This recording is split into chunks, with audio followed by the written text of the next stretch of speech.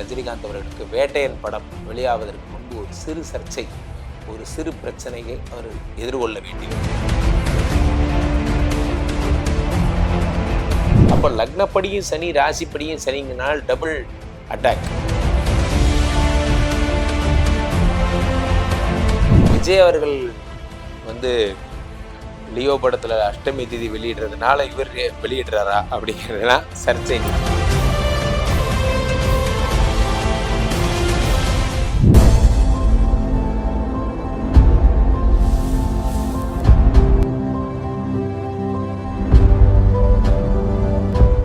Sri Varahi TV நேயர்கள் அனைவருக்கும் வணக்கம். நான் உங்கள் ராம்ஜி.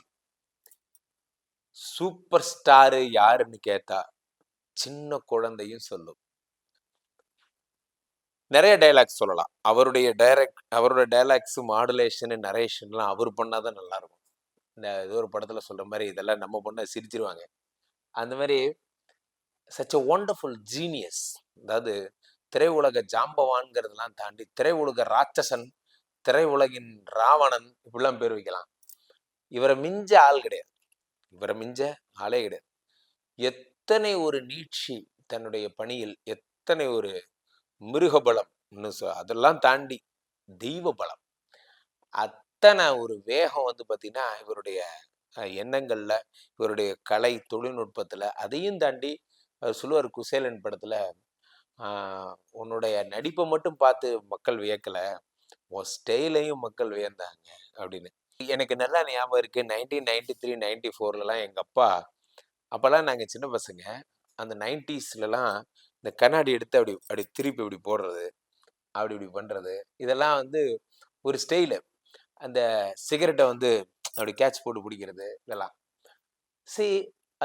இளைஞர்கள் மட்டுமல்ல. அதான் சொல்லணும், உங்க அப்பன் விசில கேட்டவன் அப்படி சொல்றாருல அந்த பாட்டுல. இந்த மாதிரி நான் ரசிகர் இல்லைங்க, பரம்பரையா ரசிகர்கள் இல்லைங்க. தாத்தா ரஜினி ரசிகர், அப்பா ரஜினி ரசிகர், அப்புறம் நம்ம ரஜினி ரசிகர், அந்த மாதிரி ரஜினி ரசிகர்னு ஒரு டீமே இருக்கு.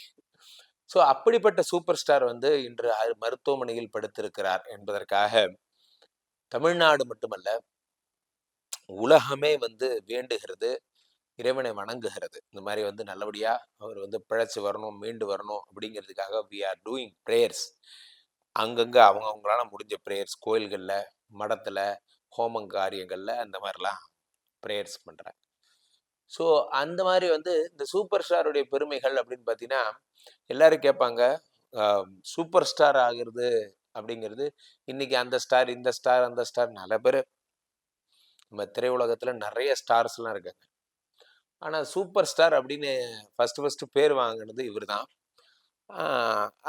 அதுக்கப்புறம் ஒவ்வொன்றிலையும் ஒரு மாடுலேஷன். அண்ணாமலையில ஒரு மாதிரி, சந்திரமுகியில ஒரு மாதிரி, இது இது இது பார்த்தீங்கன்னா பாட்ஷாலாம் அந்த மைல் ஸ்டோன் அதுல ஒரு மாதிரி, அதுல கடைசியா எந்திரன், சுட்டி சுட்டி ரோபோ, சுட்டி சுட்டி ரோபோ, அடியே பூம் பூம் ரோபோடா, இந்த ரோபோ மாதிரியே நடந்தெல்லாம் பண்ணுவார். அதெல்லாம் வந்து 73 வயசு ஆகுது. 1950 பிறந்தவர், 74 வயசு ஆகுது.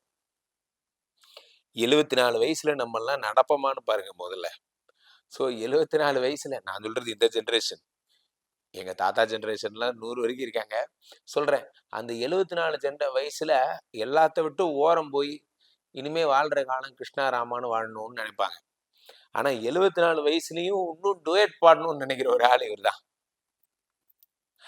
காவாலா சாங் எல்லாம் பாத்தீங்கன்னா தமன்னா கூட டஃப் கொடுக்குறாரு சார் இவரு. ஒரு ஒரு மனசாட்சி வேண்டாமா? அதாவது வந்து அன்புள்ள ரஜினிகாந்த்ல மீனா அவர்கள் வந்து குழந்தையா இருந்தாங்க. முத்து படத்துல வந்து அதுக்கப்புறம் இதானாங்க, லவ்வரா இருந்தாங்க. அப்புறமா வந்து பாத்தீங்கன்னா இந்த படத்துல வந்து அண்ணன் தங்கச்சி பாசத்தோட ஒரு படம் வரும். அதுல பாத்தீங்கன்னா முத்து வந்து மீனா வந்து ஒரு சொந்தக்காரங்களா ஆனாங்க, மீனா குஷ்பு எல்லாம். ஸோ அதுக்கு அடுத்தது இப்ப பாத்தீங்கன்னா அடுத்து மீனா அம்மாவை நடிப்பாங்க போல இருக்கு. அந்த அளவுக்கு ரஜினிகாந்த் அவர்கள் நீங்கா இளமையுடன் இப்படி ஒரு பிளெஸிங். என்றும் 16 மார்க்கண்டேயன் வரவாயிட்டு வந்த மாதிரி என்றும் 16 மாதிரி தான். அந்த உடம்பு எந்த அளவுக்கு வந்து ரெடி பண்ணி இருந்தா உடம்ப இந்த அளவுக்கு வந்து பண்ண முடியும். தான் சொல்றதெல்லாம் கேட்கிற மாதிரி உடம்பு. ஸோ அப்போ பெரும்பாலும் இவர்களெல்லாம் மருத்துவம்லாம் இவங்களுக்கு தேவையே கிடையாது. இவர்களுக்கு மருந்துகள்லாம் தேவையே கிடையாது. இவங்களால சும்மாவே இருக்க முடியாது. ஏதாவது கலை படைப்புகள்ல ஈடுபட்டுட்டே இருப்பாங்க. எந்நேரமும் பிஸி பிஸி பிஸி பிஸி. இப்படியே இருந்ததுனால இவங்களுக்கு வந்து இவங்களெல்லாம் உடல்நிலை ஒண்ணுமே பண்ணாது. இருந்தாலும் இவருடைய ஜோதிட அலசல் எப்படி இருக்கும், இவருடைய ஜாதகம் எப்படி இருக்கும் நம்ம பார்த்தலாம். இவருடைய ஜாதகம் பார்க்கும்போது இவருக்கு எப்படி இருக்கு அப்படின்னா, ஜோதிட ரீதியான விளக்கம். இவருக்கு வந்து 1950 12ஆம் தேதி டிசம்பர் மாதம் பிறந்திருக்கிறார். திருவோண நட்சத்திரம் 2ஆம் பாதம், மகர ராசி, சிம்ம லக்னம். சிம்ம லக்னத்துல பிறந்தவர்.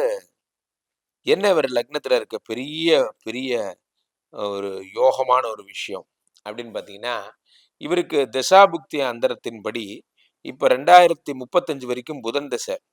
அந்த புதன் தசையில சூரிய புக்தியில இப்போ இந்த டிசம்பர் வரைக்கும் பார்த்தீங்கன்னா, இந்த நவம்பர் 7 வரைக்கும் சனி புக்தி. சூரிய திசையில சனி புக்தி. இந்த சிம்ம லக்னத்துக்கு சனி வந்து 6, 7 கூடையவன். சிம்ம லக்னத்துக்கு 6, 7 கூடைய ரணருண ரோக சத்ருஸ்தானாதிபதி. அந்த சனியினுடைய பீரியட் இப்ப நடக்குது. சனியினுடைய அந்தரம். சனியே பிணியேனா, சனியே பிணியேனா. ஸோ அதனால உடல்நிலை சரியில்லாம போச்சு. சார் இதெல்லாம் ஒரு ரீசனா சார்? எல்லா மனிதனுக்கும் தான் சனி அந்தரம் வருது, எல்லாரும் போய் படுத்துக்கிட்டானான்னு கேட்கலாம். இல்ல, இவருக்கு அது மட்டும் இல்லாம மகர ராசி என்பதால் கும்பராசியில் வக்ரம் பெற்ற சனி மகர ராசியிலே அமர்ந்திருக்கிறார். மகர ராசியில அமர்ந்திருக்கிறதா என்ன ஆகுதுன்னா, அப்போ உடம்புல ராசிப்படி உடம்புல உட்காந்துருக்கார். லக்னப்படி சனியுடைய அந்தரம் ஏற்படுகிறது. அப்போ லக்னப்படியும் சனி, ராசிப்படியும் சனிங்கனால் டபுள் அட்டாக் சனியினால. ஸோ அதனாலதான் இவருக்கு உடல்நிலை சரியில்லாம போச்சு. ஸோ இப்போ இந்த உடல்நிலை எப்ப சரியாகும்? சனியுடைய அந்தரம் எப்போ முடியுது? நவம்பர் 10ஆம் தேதி முடியுது. நவம்பர் 10ஆம் தேதி, நவம்பர் 7ஆம் தேதி முடியுது. அதே மாதிரி மகரத்துல இருக்கக்கூடிய சனி வக்ர நிவர்த்தி அடைந்து கும்பத்துக்கு எப்ப போறாரு? நவம்பர் 4 போறாரு. நவம்பர் 4 வக்ரகதி, வக்ர நிவர்த்தி அடைகிறார். ஸோ அப்போ எப்படி சுத்தி பார்த்தாலும் இந்த நவம்பர் மாதம் 4, 5, 6, 7 தேதிகளுக்கு அப்புறம் பர்ஃபெக்டா வெற்றி பெறுவார். சரி சார், இவ்வளவு டஃப்பான டைம்னு இப்போ சொல்றீங்களே, இப்போ வேட்டையன் படம் எப்படி சார் இருக்கும்?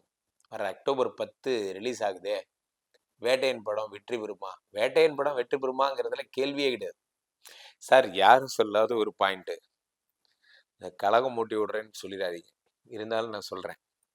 லியோ படத்தை நமது விஜய் அவர்கள் அஷ்டமி தினத்துல தான் வெளியிட்டார். அதே மாதிரி வேட்டையன் படம் அஷ்டமி தினத்துல தான் அவர் வெளியிடுறார். ரஜினிகாந்த் வெளியிடக்கூடிய அந்த வேட்டையன் படம் வரும் நாள் அஷ்டமி திதி. அஷ்டமி திதி. ஸோ அப்போ காலைல 8 மணிக்கு சப்தமி. இவங்க என்ன பண்றாங்க, ராத்திரியே தான் வெளியிட்டுறமே 12 மணிக்கு. அந்த அந்த கணக்கெல்லாம் அதெல்லாம் அந்த போங்கு கணக்கெல்லாம் வேணாம். இந்த ராத்திரி விடிகாத்தால 3 மணி போங்கு கணக்கெல்லாம் வேணாம். அன்னைக்கு காலைல 8 மணிலேருந்து அஷ்டமி திதி.